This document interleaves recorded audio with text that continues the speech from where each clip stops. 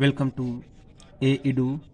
और ए एडू के हमारे इस यूट्यूब चैनल में आप सभी का स्वागत है। तो इंटरनेशनल करंट अफेयर्स को हमने समाप्त किया और अब हम लोग शुरुआत करने जा रहे हैं इन्वायरमेंट और इकोलॉजी। तो 2020-21 के इन्वायरमेंट और इकोलॉजी करंट अफेयर्स को हम लोग देखेंगे और उसे हम लोग स्टार्ट करेंगे। तो चलिए हम लोग शुरू करते हैं इन्वायरमेंट और इकोलॉजी अर्थात पर्यावरण और पारिस्थितिकी का करंट अफेयर्स। तो पहला करंट अफेयर्स है, हू का बड़ा बयान, 10 वर्षों के भीतर 2 गुना बढ़ गया विश्व में समुद्र का स्तर। तो WHO ने क्या बयान दिया कि 10 वर्षों के भीतर विश्व में समुद्र का जो स्तर है वह 2 गुना बढ़ गया। किस रिपोर्ट में? तो किस रिपोर्ट में यह बयान दिया गया? तो WMO की वर्ष 2021 की अस्थायी स्टेट ऑफ क्लाइमेट की रिपोर्ट में। तो यह बात WHO ने किस रिपोर्ट में कहा? तो WMO की वर्ष 2021 की अस्थायी स्टेट ऑफ क्लाइमेट की रिपोर्ट में कहा। कहाँ पर यह बात कहा? तो Glasgow climate change conference, Glasgow climate change conference अर्थात COP26। तो COP26 में वर्ल्ड लीडर्स समिट की पूर्व संध्या पर, तो वर्ल्ड लीडर समिट की पूर्व संध्या पर ग्लासगो क्लाइमेट चेंज कॉन्फ्रेंस अर्थात COP26 में यह बात कहा WHO ने। याद रखेंगे। इस रिपोर्ट में क्या कहा गया?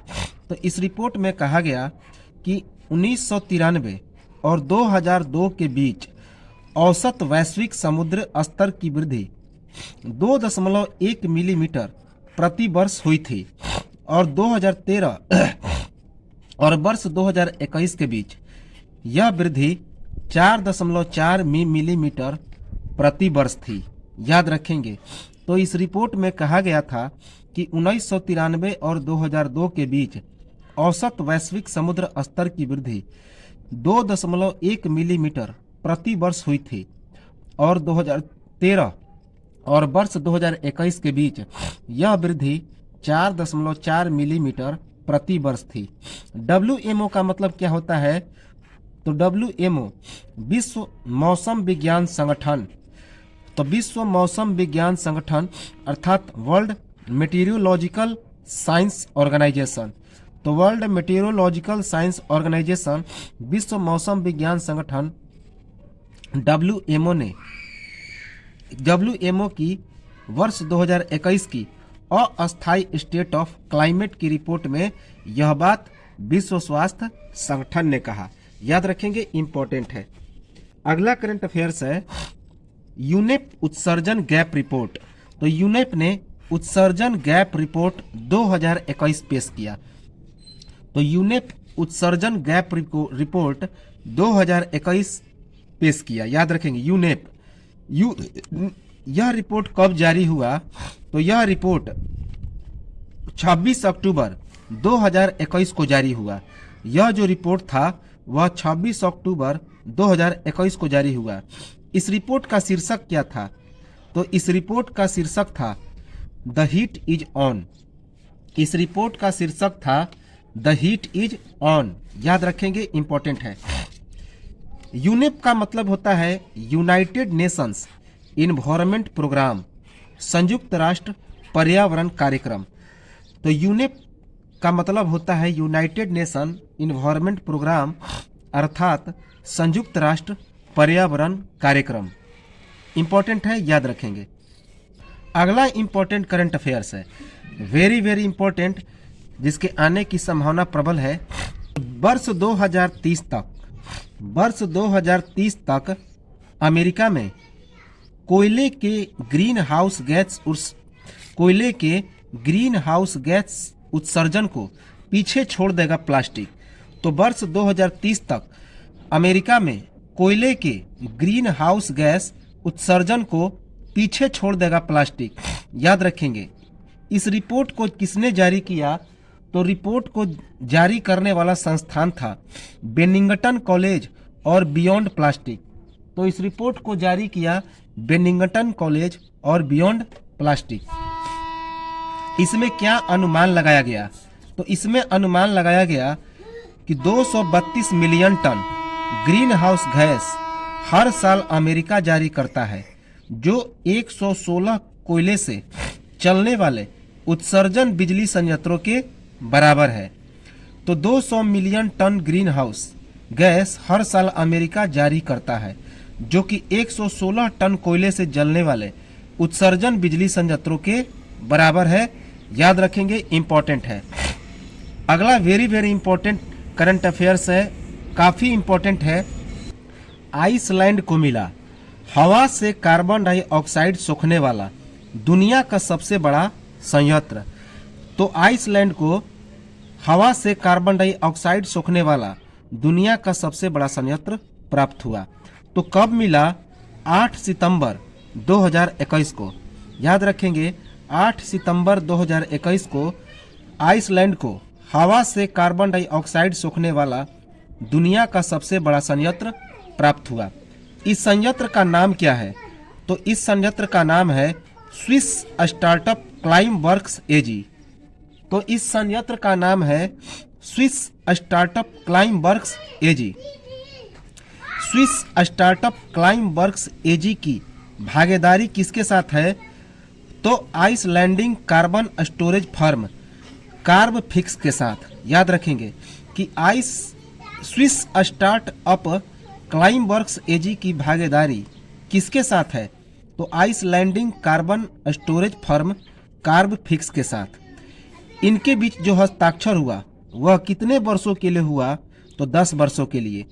तो याद रखेंगे, इंपॉर्टेंट है कि इनके बीच हस्ताक्षर कितने वर्षों के लिए हुआ? तो 10 वर्षों के लिए। इसका महत्व क्या है? तो यह संयंत्र 4000 टन कार्बन डाइऑक्साइड को सोखने में सक्षम है। तो यह संयंत्र 4000 टन कार्बन डाइऑक्साइड को सोखने में सक्षम है। इस प्लांट के द्वारा सोखी गई कार्बन डाइऑक्साइड की मात्रा लगभग 790 कारों से होने वाले वार्षिक उत्सर्जन के बराबर होगी। तो इस प्लांट के द्वारा सोखी गई कार्बन डाइऑक्साइड की मात्रा लगभग 790 कारों से होने वाले वार्षिक उत्सर्जन के बराबर होगी। अंतर्राष्ट्रीय ऊर्जा एजेंसी के अनुसार वर्ष 2020 में वैश्विक कार्बन डाइऑक्साइड उत्सर्जन कुल 31.5 बिलियन टन था। तो याद रखेंगे कि अंतर्राष्ट्रीय ऊर्जा एजेंसी, इंटरनेशनल एनर्जी एजेंसी अर्थात IEA के अनुसार वर्ष 2020 में वैश्विक कार्बन डाइऑक्साइड उत्सर्जन कुल 31.5 बिलियन टन था। याद रखेंगे, इंपॉर्टेंट है। अगला इंपॉर्टेंट करंट अफेयर्स है। नीति आयोग ने भारत का ऊर्जा मानचित्र पेश किया। नीति आयोग ने भारत का ऊर्जा मानचित्र पेश किया। याद रखेंगे, कब पेश किया? तो 18 अक्टूबर 2021 को। तो 18 अक्टूबर 2021 को 18 अक्टूबर 2021 को नीति आयोग ने भारत का ऊर्जा मानचित्र पेश किया। इस मानचित्र का नाम क्या था? तो इस मानचित्र का नाम है भारतीय अंतरिक्ष अनुसंधान संगठन अर्थात इसरो के द्वारा नीति आयोग के सहयोग से ऊर्जा संबंधी मंत्रालयों के साथ मिलकर एक व्यापक GIS अर्थात भौगोलिक सूचना प्रणाली ऊर्जा मानचित्र रखा गया।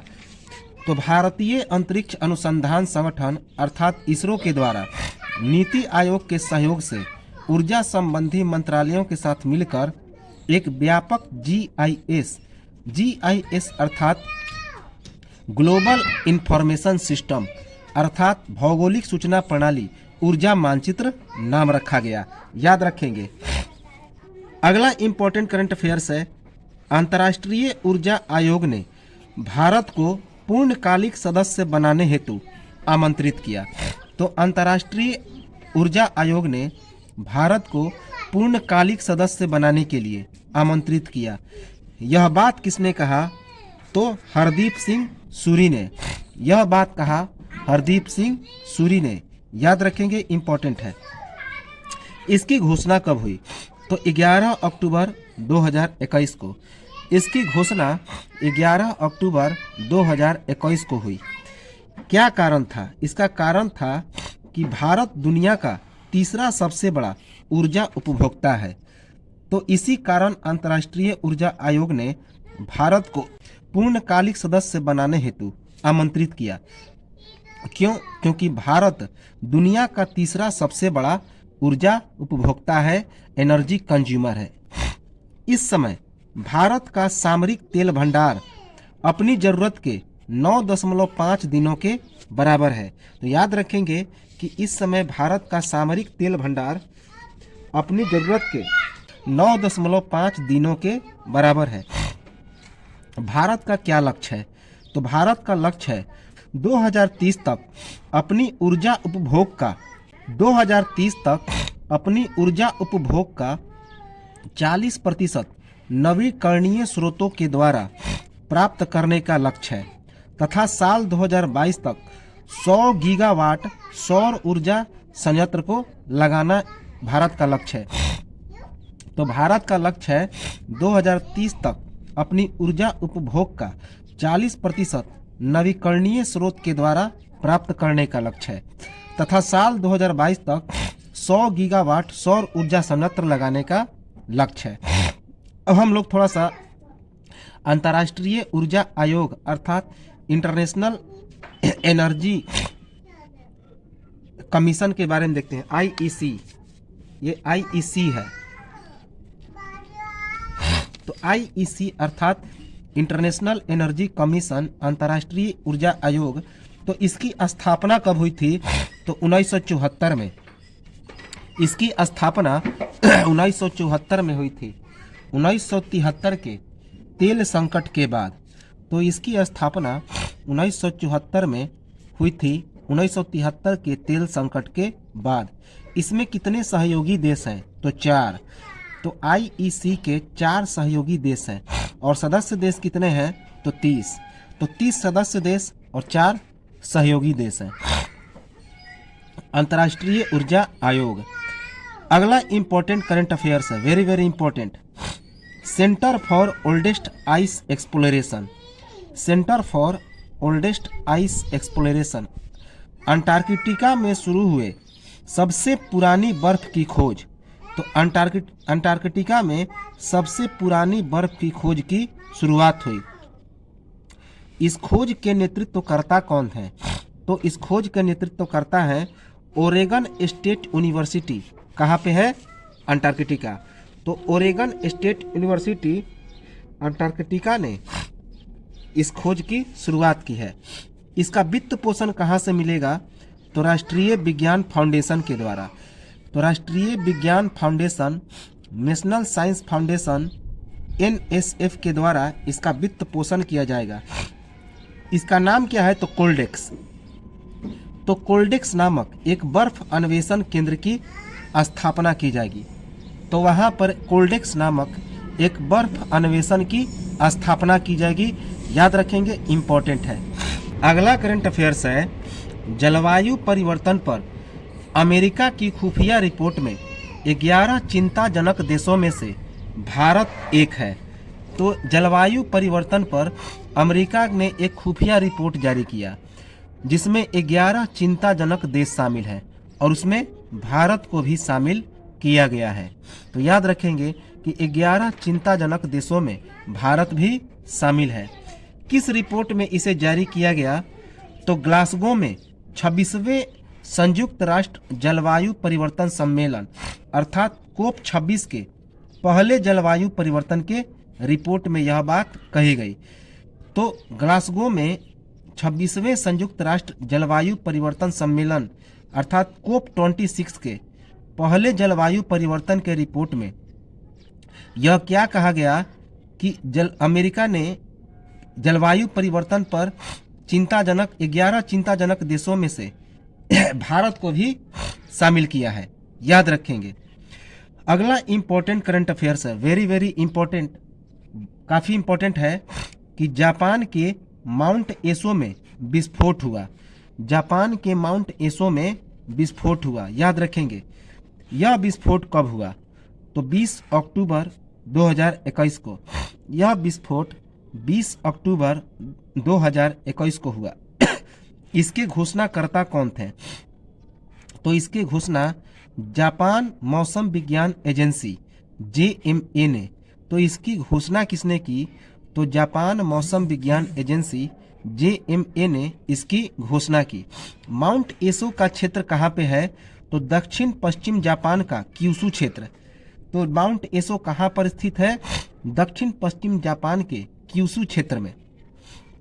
इसमें विस्फोट कब हुआ, तो सुबह 11:43 पर एक नाकाडेक क्रेटर में। याद रखेंगे किस क्रेटर में भी पूछा जा सकता है, तो एक नाकाडेक क्रेटर में, जो कहाँ पे है, तो कुमामोटो प्रांत में है। कहाँ पे है, कुमामोटो प्रांत में। सुबह 11:43 पर विस्फोट हुआ। माउंट एसो के बारे में थोड़ा सा हम लोग जानकारी लें, तो दुनिया के सबसे बड़े ज्वालामुखियों में से एक है। कौन, माउंट एसो। तो माउंट एसो दुनिया के सबसे बड़े ज्वालामुखियों में से एक है।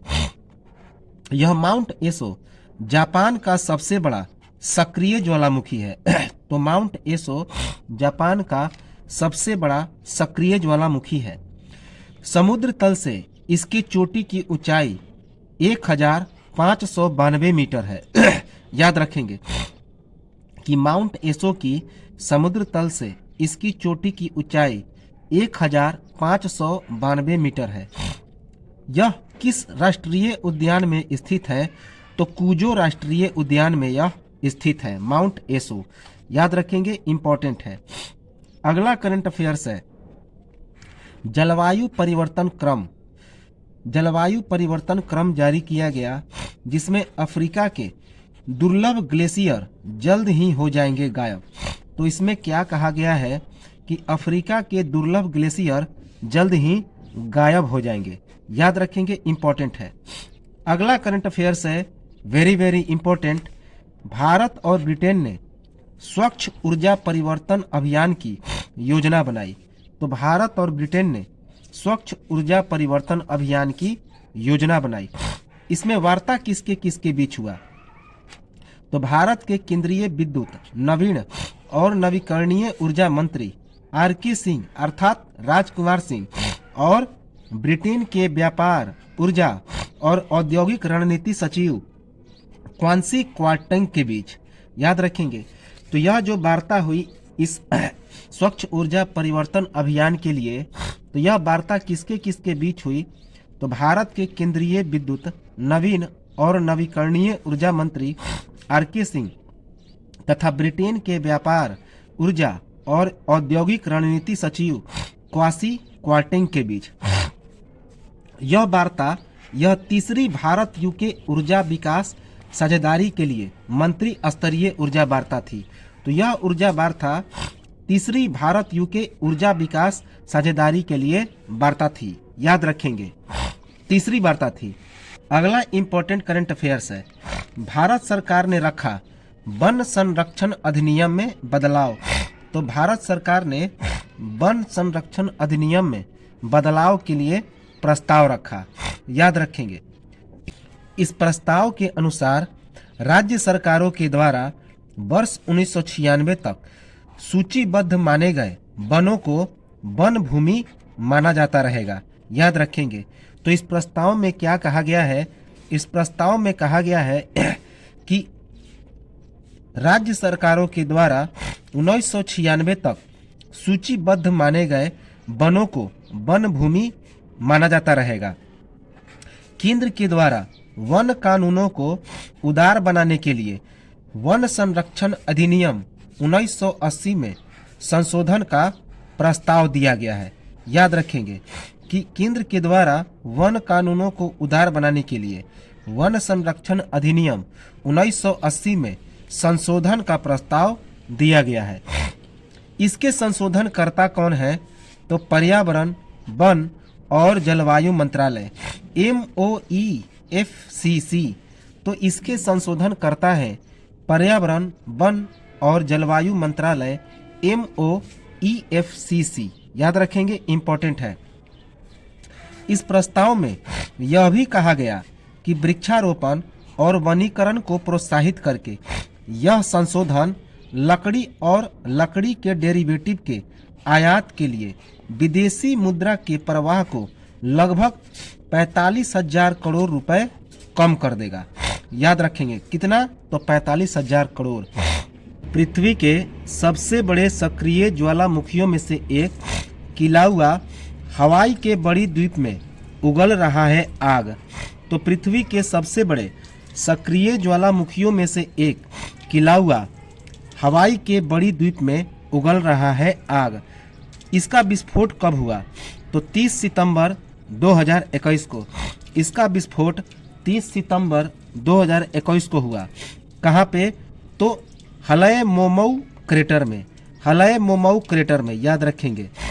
इस क्षेत्र में ज्वालामुखी दिसंबर 2020 में भी फटा था, जो मई 2021 तक चला था।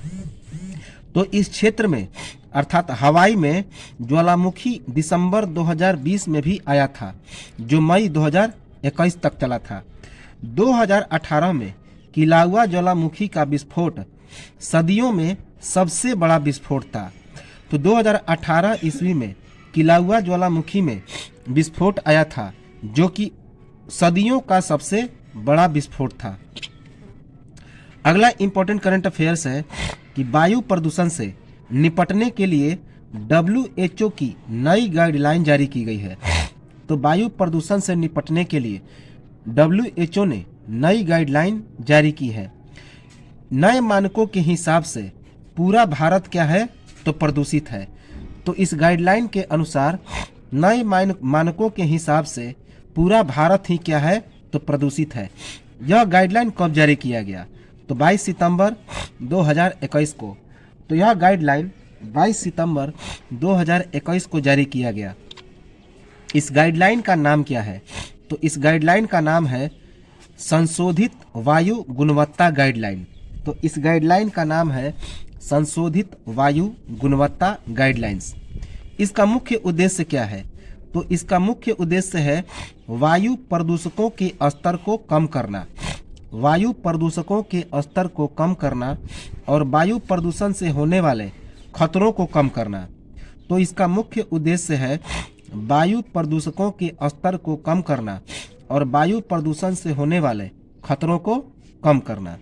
तो इस गाइडलाइन की विशेषताएं हैं कि संयुक्त राष्ट्र की स्वास्थ्य एजेंसी के अनुसार अब वायु प्रदूषण धूम्रपान और अस्वास्थ्यकारी आहार के बराबर है। तो संयुक्त राष्ट्र की स्वास्थ्य एजेंसी ने क्या कहा कि वायु प्रदूषण जो है अब धूम्रपान और अस्वास्थ्यकारी आहार के बराबर हो गया है। तो याद रखेंगे, वायु प्रदूषण से प्रत्येक वर्ष लगभग 70 लाख लोगों की वायु प्रदूषण से असमय मौत होती है। तो वायु प्रदूषण से प्रत्येक वर्ष लगभग 70 लाख लोगों की असमय मृत्यु होती है, जिसमें 91% जो मौत होती है वह निम्न आय और मध्यम आय वाले देशों में होती है। तो याद रखेंगे, इस गाइडलाइन में कहा गया है कि वायु प्रदूषण से प्रत्येक साल 70 लाख लोगों की असामयिक मृत्यु होती है, जिसमें 91% जो मौतें होती हैं वह निम्न आय और मध्यम आय वाले देशों में होती है। तय मानकों के मुताबिक 17 गुना ज़्यादा प्रदूषण के साथ दिल्ली देश और एशिया में सबसे ज़्यादा प्रदूषित शहर है। तो तय मानकों में क्या कहा गया है कि 70 गुना ज़्यादा प्रदूषण के साथ भारत की जो राजधानी दिल्ली है वह देश में और एशिया में सबसे ज़्यादा प्रदूषित शहर है। याद रखेंगे, 2005 के बाद से यह पहली एयर क्वालिटी गाइडलाइन है। तो 2005 के बाद से यह पहली एयर क्वालिटी गाइडलाइन है। औसत वार्षिक पीएम का मतलब होता है पार्टिकुलेट मैटर, अर्थात जो कण होते हैं वायु में। तो औसत वार्षिक पीएम 2.5 स्तर के लिए सिफारिश की सीमा 10 माइक्रोग्राम प्रति क्यूबिक मीटर से आधा होकर 5 तथा PM10 के लिए सिफारिश की सीमा 20 माइक्रोग्राम से घटकर कितना कर दिया गया, तो 15 कर दिया गया। कि औसत वार्षिक PM 2.5 स्तर के लिए सिफारिश की सीमा 10 माइक्रोग्राम प्रति क्यूबिक मीटर से आधा होकर 5 कर दिया गया, जबकि PM 10 के लिए सिफारिश की सीमा 20 माइक्रोग्राम से घटाकर 15 माइक्रोग्राम कर दिया गया। पार्टिकुलेट मैटर अर्थात PM के संपर्क को कम करने से फेफड़ों में गहराई से प्रवेश करने में कमी और रक्त प्रवाह सुलभ होता है। तो याद रखेंगे कि पार्टिकुलेट मैटर अर्थात PM के संपर्क को कम करने से फेफड़ों में गहराई आती है और ये जो वायु है फेफड़ों में गहराई से प्रवेश करते हैं और रक्त प्रवाह क्या होता है, तो आसानी से सुलभ होता है। याद रखेंगे, इंपॉर्टेंट है। करंट अफेयर्स है, वेरी वेरी इंपॉर्टेंट। कि नागरिक उड्डयन मंत्री का बयान, मेडिकल आपात स्थिति के लिए एशिया की पहली हाइब्रिड फ्लाइंग कार का उपयोग। याद रखेंगे कि नागरिक उड्डयन मंत्री ने क्या बयान दिया, मेडिकल आपात स्थिति के लिए एशिया की पहली हाइब्रिड फ्लाइंग कार का उपयोग बहुत ही अच्छा होगा। याद रखेंगे, इंपॉर्टेंट है। इसकी समीक्षा कब हुई, तो इसकी समीक्षा 20 सितंबर 2021 को हुई। तो इसकी समीक्षा 20 सितंबर 2021 को हुई। नागरिक उड्डयन मंत्री कौन है भारत के वर्तमान में, तो ज्योतिरादित्य सिंधिया हैं। तो भारत के वर्तमान में नागरिक उड्डयन मंत्री कौन है, तो ज्योतिरादित्य सिंधिया हैं। इस कार को डिजाइन किसने किया, अर्थात कार के डिजाइनर कौन है, तो विनाटा एरो मोबिलिटी। तो इस कार को डिजाइन किसने किया, तो इस कार को डिजाइन किया विनाटा एरो मोबिलिटी ने, जो कि ज्योतिरादित्य सिंधिया की एक युवा टीम है। कहाँ की है, तो चेन्नई की है। तो चेन्नई की विनाटा एरो मोबिलिटी जो कि ज्योतिरादित्य सिंधिया की एक युवा टीम है, तो उसी ने इस कार का डिजाइन तैयार किया। इस कार की विशेषताएं क्या है, तो यह एक पूर्ण स्वायत्त हाइब्रिड इलेक्ट्रिक VTOL वाहन है जो 2 यात्रियों के सवारी के लिए सक्षम है। तो यह जो एशिया की पहली हाइब्रिड फ्लाइंग कार है वह पूर्ण स्वायत्त हाइब्रिड इलेक्ट्रिक VTOL वाहन है जो 2 यात्रियों के सवारी के लिए सक्षम है। 5 अक्टूबर 2021 को दुनिया की सबसे बड़ी हेलीटेक प्रदर्शनी एक्सेल लंदन में इसे लॉन्च किया गया। तो इसे लॉन्च कहाँ पे किया गया, तो 5 अक्टूबर 2021 को दुनिया की सबसे बड़ी हेलीटेक प्रदर्शनी एक्सेल लंदन में लॉन्च किया गया। इसके मोटर को चलाने के लिए जैव ईंधन का उपयोग किया जाएगा। तो इसके मोटर को चलाने के लिए किस ईंधन का उपयोग होगा, तो जैव ईंधन का उपयोग होगा। इसमें कृत्रिम बुद्धि के साथ डिजिटल उपकरण लगे हुए हैं। तो इसमें कृत्रिम बुद्धि के साथ डिजिटल उपकरण लगे हुए हैं। इसमें वजन की क्षमता कितनी है, तो यह कितने वजन को ढोने की क्षमता रखता है, तो 1300 किलोग्राम। तो 1300 किलोग्राम वजन को यह ढोने की क्षमता रखता है। इसमें उड़ने की क्षमता कितनी है, तो यह अधिकतम 120 किलोमीटर प्रति घंटा के साथ 60 मिनट तक उड़ सकता है। तो यह जो हाइब्रिड फ्लाइंग कार है 120 किलोमीटर प्रति घंटे की स्पीड से 60 मिनट तक आसानी से उड़ सकता है। 100 किलोमीटर की एक सीमा तक यात्रा करने और 3000 फीट की अधिकतम ऊंचाई तक पहुंचने की आवश्यकता के बिना भी अपनी यात्रा करने में यह सक्षम है। तो यह जो हाइब्रिड फ्लाइंग कार है 100 किलोमीटर की एक सीमा तक यात्रा करने और 3000 फीट की अधिकतम ऊंचाई तक पहुंचने की आवश्यकता के बिना भी अपनी यात्रा करने में सक्षम है। इसका संचालन किस सिस्टम के द्वारा किया जाएगा, तो एक अक्षीय क्वाड रोस्टर सिस्टम के द्वारा। इसका संचालन एक अक्षीय क्वाड रोस्टर सिस्टम के द्वारा किया जाएगा। याद रखेंगे, काफ़ी इंपॉर्टेंट है। अगला इंपॉर्टेंट करंट अफेयर्स है, वेरी वेरी इंपॉर्टेंट, काफ़ी इंपॉर्टेंट है, जिसके एग्जाम में आने की प्रबल संभावना है। भारत के पहले स्मॉग टावर का दिल्ली में हुआ उद्घाटन। तो भारत के पहले स्मॉग टावर का दिल्ली में उद्घाटन हुआ। इसका उद्घाटन कब हुआ? तो 23 अगस्त 2021 को। तो इसका उद्घाटन कब हुआ? तो 23 अगस्त 2021 को। किस देश से यह खरीदा गया? तो संयुक्त राज्य अमेरिका से। यह स्मॉग टावर संयुक्त राज्य अमेरिका से खरीदा गया। इसका मुख्य उद्देश्य क्या था? तो 1 किलोमीटर तक के वायु की सफाई करना। यह जो स्मॉग टावर यह क्या करेगा? तो 1 किलोमीटर तक के वायु की यह सफाई करेगा। अपने रेंज में आने वाले 1 किलोमीटर तक की वायु को सफाई करेगा। इस स्मॉग टावर की क्या क्या विशेषताएं हैं? तो सबसे पहले यह 24 मीटर लंबा है। कितना मीटर लंबा है? तो 24 मीटर। इसमें कुल 20 करोड़ रुपए लागत आई है। कितना? 20 करोड़ रुपए की लागत आई है। यह प्रति सेकंड 1000 क्यूबिक मीटर हवा को साफ करने में सक्षम है। तो यह स्मॉग टावर प्रति सेकंड 1000 क्यूबिक मीटर हवा को साफ करने में सक्षम है। इसके निर्माणकर्ता कौन है? तो इसके निर्माणकर्ता हैं टाटा कंसल्टेंसी तथा national building construction limited NBCC के सहयोग से। तो इसका निर्माण किसके द्वारा हुआ? तो टाटा कंसल्टेंसी तथा national building construction limited NBCC के सहयोग से। याद रखेंगे। और किसकी निगरानी में यह बना? तो IIT दिल्ली और IIT मुंबई की निगरानी में। तो IIT मुंबई और IIT दिल्ली की निगरानी में इसे बनाया गया। तो अगला करंट अफेयर्स है वेरी वेरी इंपॉर्टेंट, जो एग्जाम में आ सकता है कि भारत में हरित आवरण मिशन को बढ़ावा देगी कोयला परियोजनाएं। तो भारत में हरित आवरण मिशन को बढ़ावा देगी कोयला परियोजनाएं। हरित आवरण मिशन को बढ़ावा देने वाली परियोजना कौन है? तो कोयला मंत्रालय के तहत कोल इंडिया लिमिटेड की सबसे बड़ी परियोजनाओं में से एक मध्य प्रदेश के सिंगरौली जिले में जयंत ओपन कास्ट कोयला परियोजना।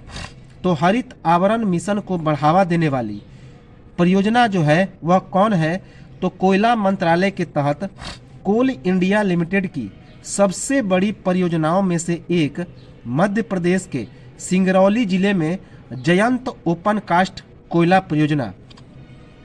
NCL के द्वारा उपग्रह डाटा का प्रदर्शन कब किया जाएगा?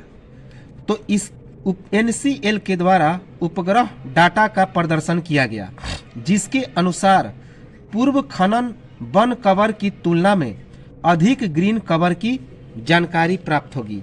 याद रखेंगे। इसकी खासियत क्या है?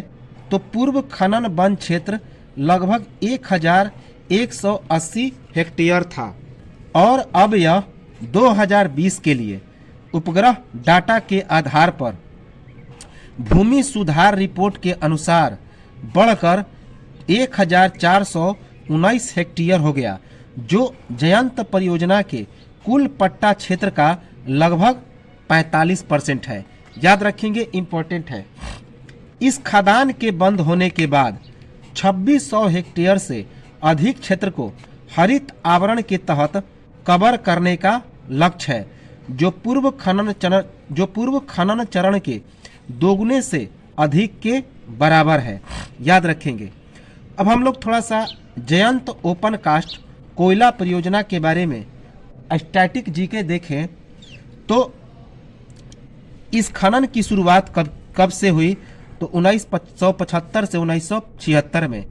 तो इस खनन की शुरुआत हुई 1975 से। इसकी क्षमता कितनी है?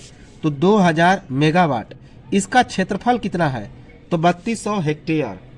इसका क्षेत्रफल 3200 हेक्टेयर है। इससे क्या फायदा मिलेगा? तो इससे फायदा होगा उत्तर प्रदेश के शक्तिनगर को। उत्तर प्रदेश के शक्तिनगर को इससे फायदा होगा बिजली परियोजना का। याद रखेंगे। इसमें वार्षिक उत्पादन क्षमता कितनी होगी? तो 25 मिलियन टन। तो इसमें 25 मिलियन टन की वार्षिक उत्पादन की क्षमता है। अब हम लोग देखें एक बहुत ही important current affairs, very very important, जो 99% है कि आ ही जाएगा। असम सरकार का बड़ा फैसला, राजीव गांधी राष्ट्रीय पार्क का नाम ओरांग राष्ट्रीय उद्यान किया गया। तो असम सरकार ने राजीव गांधी राष्ट्रीय पार्क का नाम बदलकर ओरांग राष्ट्रीय उद्यान किया। याद रखेंगे किसका, राजीव गांधी राष्ट्रीय पार्क का नाम बदलकर ओरांग राष्ट्रीय उद्यान रखा। तो कब नाम परिवर्तन किया गया, तो 1 सितंबर 2021 को। यह जो नाम परिवर्तन किया गया वह 1 सितंबर 2021 को किया गया। इस नाम बदलने का कारण क्या था, तो नाम बदलने के लिए कई संगठनों और लोगों की मांग थी।